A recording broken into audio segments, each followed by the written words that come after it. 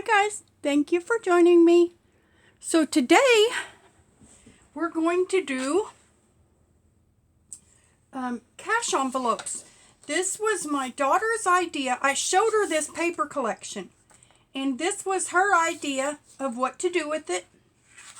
Here are her instructions. Let me move this, hold this light up so you can see. I will have this scanned or screenshotted or something on my Facebook page. Okay? Okay, let me try to hold it still and get a good light on it so you can screenshot it. There. And we are at number 5. So we will overlap number 5. Okay? So hopefully that's good enough. If you need better images, I can put it on my, tell me where you want me to put it, on my Facebook page, on my community tab, whatever. I'm not typing it out. This is my daughter's handwriting. Do you believe that? So we are going to be following her instructions. She says the 52-week savings challenge, and we are making 52 envelopes, or she is. I'm showing you and trying to follow her tutorial. With the 52-week challenge, you save $1,378 by stuffing one envelope per week for 1 year, or you stuff as many or as few as you want to finish in your own timeline. The number of envelopes equals the amount of cash you stuff inside. So, for example, number 34, you would put $34 in. She said, or like you say, let's say I have $26 left this week. Then I fill 26, number 26, okay? She says, note, this process can also be used to create the 100 envelope challenge to save $5,050, okay? So you're going to need 7 sheets of 12 by 12 printed paper. Cardstock makes thicker envelopes. Vellum or textured paper is harder to laminate. And I showed her this paper pad I got from Bleds, and her eyes lit up, and she was like, do you know that would make really pretty cash envelopes? And she's already made some, and she thought it would make fun cash envelopes. Let me show you. This is her 100-week challenge. Did you take the card off the top, Sissy, of the other one? Oh, it's over here. It slid off. This is a 100 envelope challenge, and she made this one. And it's just numbers on top of an envelope. A dollar amount on top of an envelope. And what you do is you fill them in as you do it. Okay? And then she said if you laminate this, then you can reuse it. She personally made this one, I assume in something like Excel, or she said there are plenty downloadable ones. Okay, and here is her envelope challenge going, and she numbers them all, and this is what we're going to make. We're only going to do 52 though. This is 100, and see, she's got all these filled in with money already, and then she numbers them with just a label maker, and I see it's got clear tape. You know, just the label makers. And she uses clear film. Okay, and these don't have any, so we'll just flip through some of these to see her design. Okay, so these are her designs that she currently has. So you can see she already used this kind of, you know, with the gold swirl in it. So I guess that's why this, she just went to like Hobby Lobby and picked these out individually. She said 25, 26, yeah. She said you can do either 50 or 100. And this box is she said it's from Walmart, and they're cheap and they fit perfectly. And it's what everybody uses, and it looks like a little crate, right? and it's from Pin and Gear. It says Pin and Gear right there, and it is an index card holder. I guess it's 3x5. Holds 3x5 index cards. Okay. And she said this is, I guess, what's pretty popular to use. She also said, now you're only going to have 50. You're only going to have half as many. But they get full when you put money in them.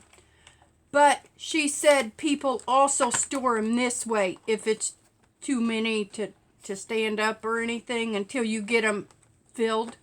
You know, maybe you could keep them this way and then your full ones you turn. I don't know. I don't know. But she does this cash envelope system and she's pretty excited about it. Okay. So, that's what we're making. And this is her. This one's not laminated. But then she made a laminated one to show that you can use a laminated one. Okay? I have got the thing warming up.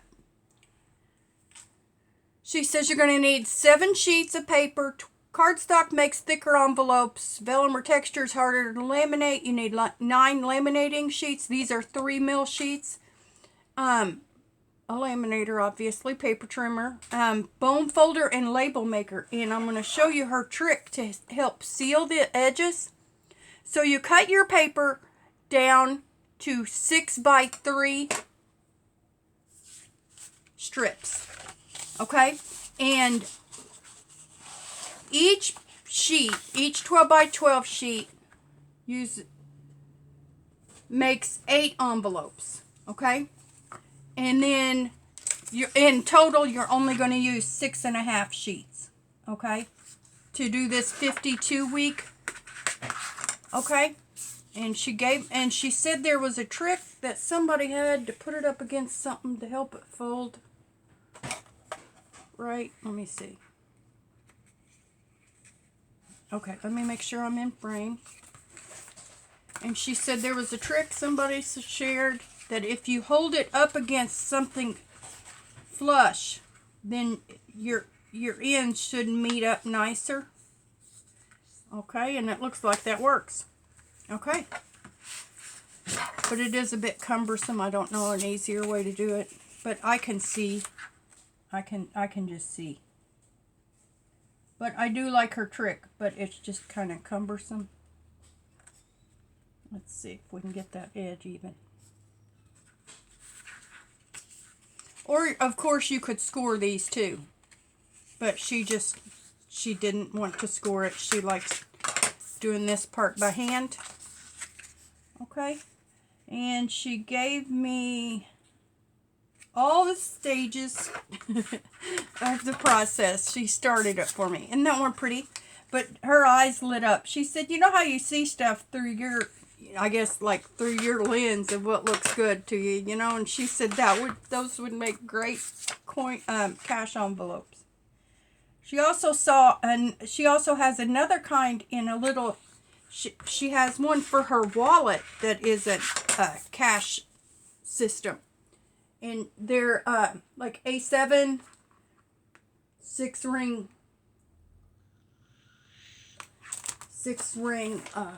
let's see. She gave me different ones here. Let's see. She said to put it, this first row, if you put it neatly against the bottom, butt it up against the bottom well, then that will save you one cutting, right? Okay. And she said she runs it through twice. Oh, we go this way. I forgot how I had it set up. She said it's easy to get it crooked, so you got to be careful. And I hope I don't get it crooked.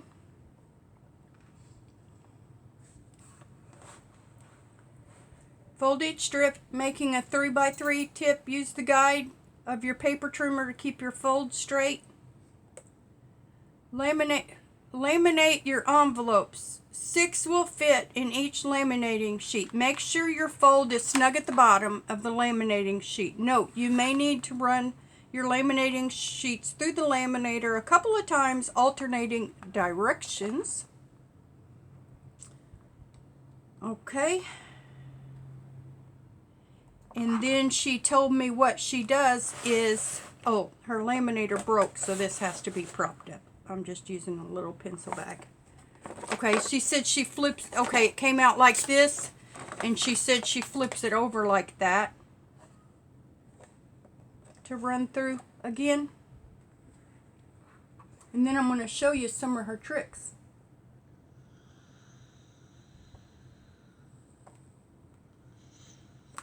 And these are all that she's done today. This project does go pretty fast because she's done all of these today.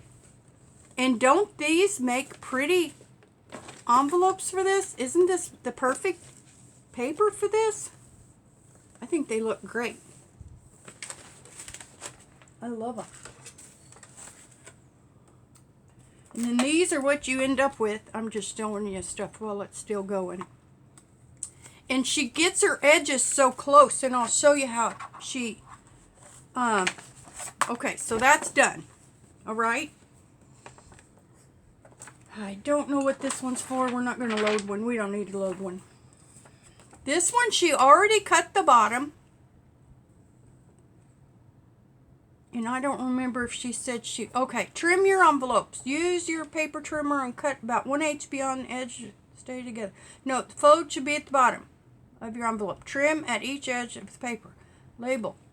Okay, additional. Using corner rounding punch is optional. I find rounded corners hold up a little better on envelopes that are handled a lot. These are just they're not used as often, so I don't know what she would suggest for that. This is our bottom. So I don't remember if she said she did this before or after, but I'm going to show you a trick she said she got for her edges. After you cut it. After you cut it? Okay. And no, she didn't want to do this video herself. So we're going to cut it.